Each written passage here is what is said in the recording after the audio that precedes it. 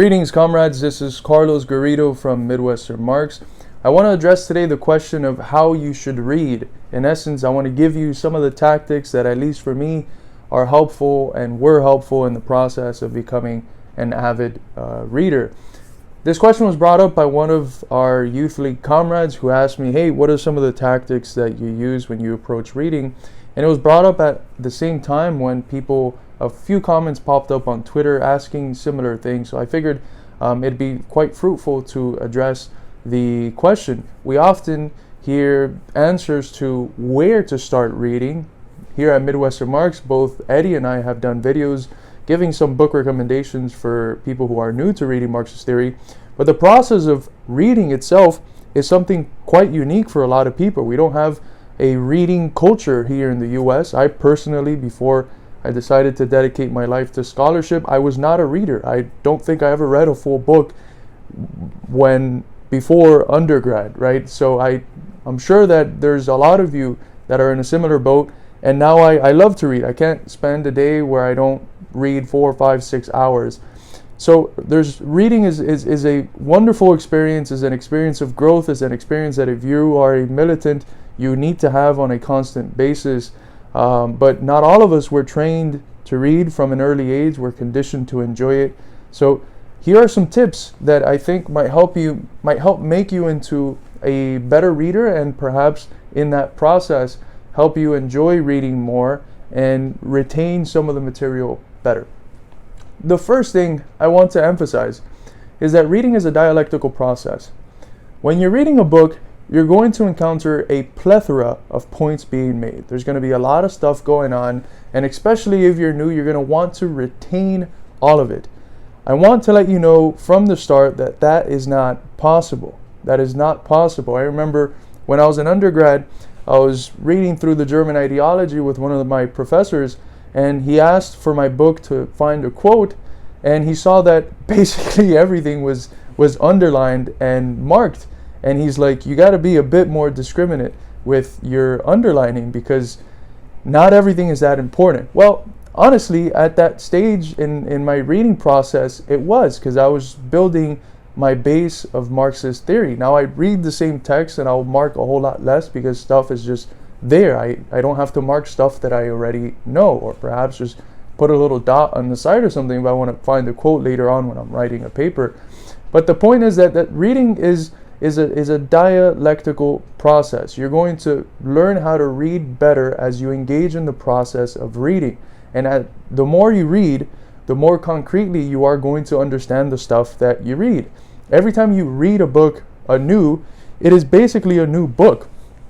That's why the essential books, the philosopher Arthur Schopenhauer used to say that the really important books, the really good classical books, you should always read at least twice, because the beginning of the book is understood better when you understand it in light of the end of the book. This is something that personally in my scholarship right now with Marx, I'm doing a reading that tries to see the homology of both Hegel's Encyclopedia and Science of Logic and the 3 volumes of Marx's Capital. And one of the things that I have found on my own, and that I find in my research of the people that have done something similar, is the fact that when you read Capital, you have to read through the whole thing and then reread it in order to really have a solid grasp of what it is that even volume 1 is saying.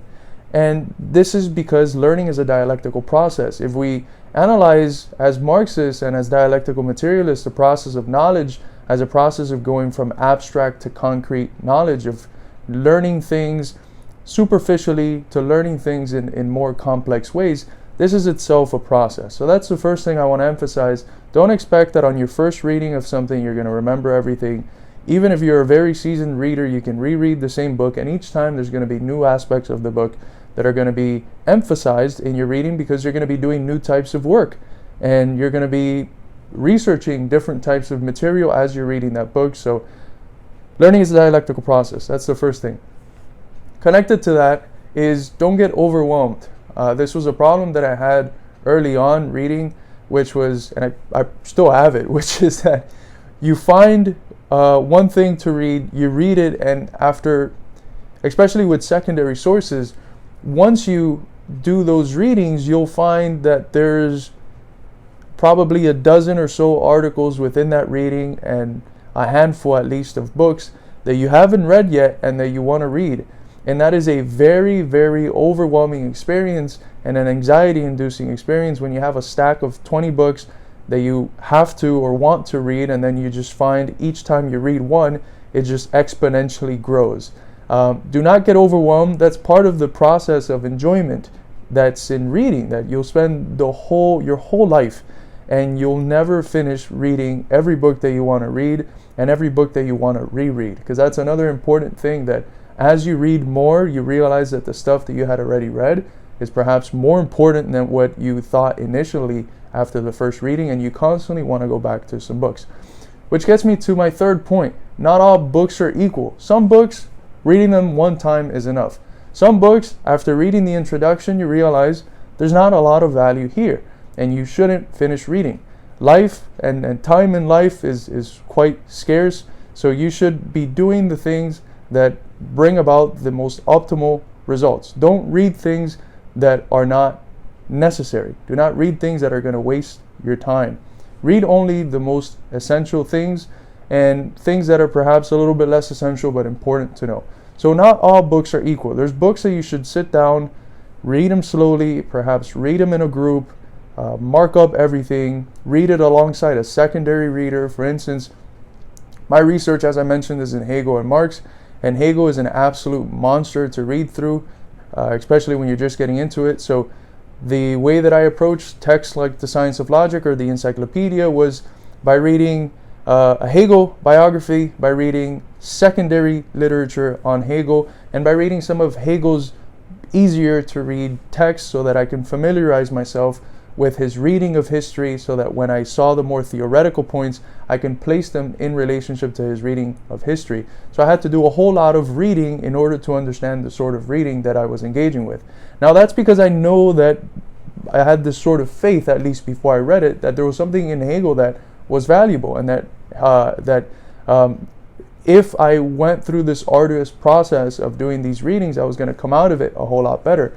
Now we're not assured that from the start. There's things that we can infer that with one reading is enough. So not every reading is equal, which means that you should adjust your tactics according to reading. When I read, for instance, literature, I'm not marking up the book. I'm folding a page so that I can get through it quickly and so that I can enjoy the reading. When I'm reading history books, that's usually the same thing. When I'm reading theory, the approach is completely different. So know what you're reading, and not all readings are equal.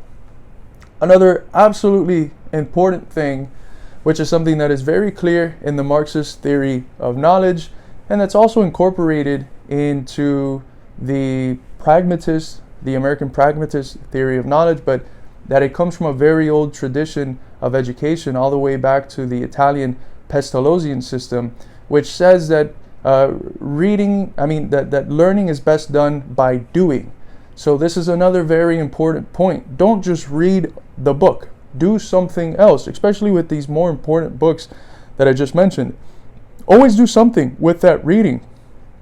Either talk to your friends about it, do a video review on it, write down notes.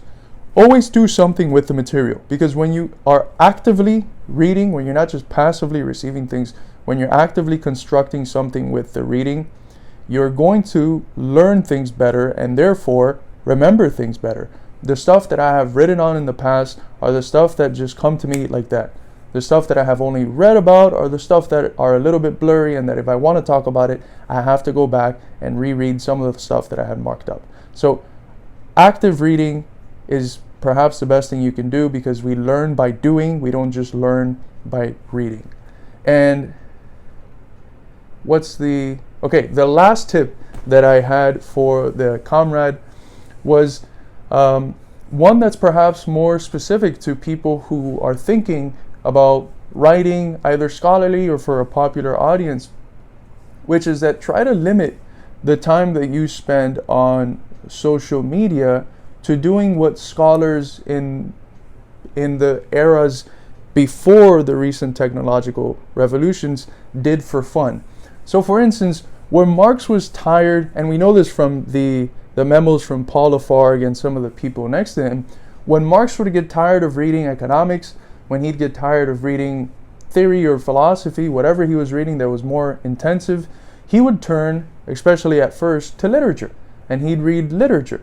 And this shows in its text, in his writing. It's very rich. You can tell that he has a very broad understanding of literature, and he pulls it up, and every time he pulls it up, it just enriches the writing, and it makes the reader's job a little bit more enjoyable when you can reference analogies from literature, and it adds a flair to your text that takes your writing to the next level. He would also do math. I don't know if I would recommend that one, but I would definitely recommend something which I've been recently doing, which is that when I'm bored, I try to read literature. I don't just hog all of my reading time for theory or for reading history.